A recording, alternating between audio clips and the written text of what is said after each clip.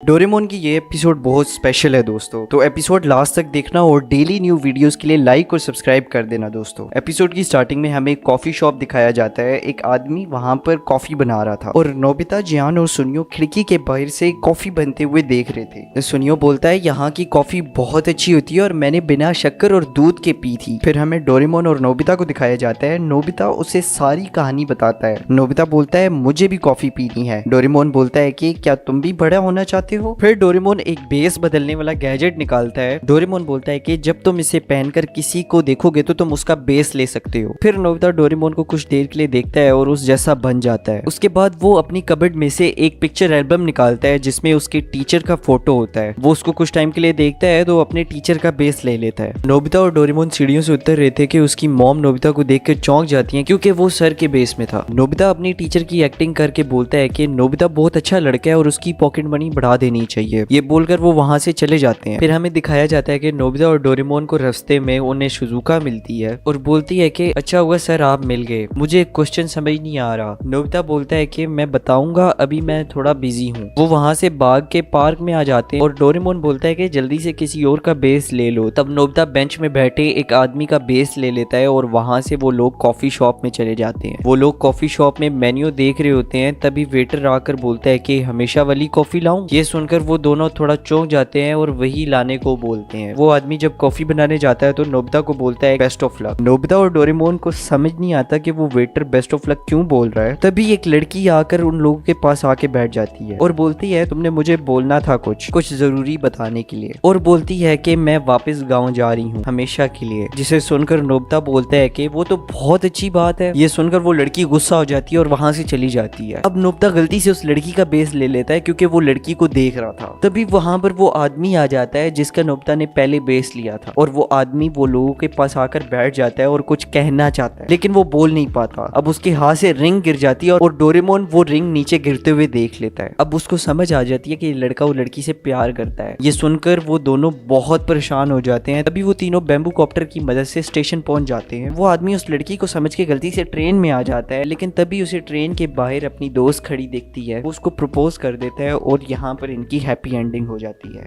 उसके बाद सीन को कॉफी शॉप पे शिफ्ट किया जाता है जहां पर नोबिता और डोरेमोन को दिखाया जाता है जो कॉफी पी रहे थे। जब वो पीते हैं तो कॉफी बहुत कड़वी होती है।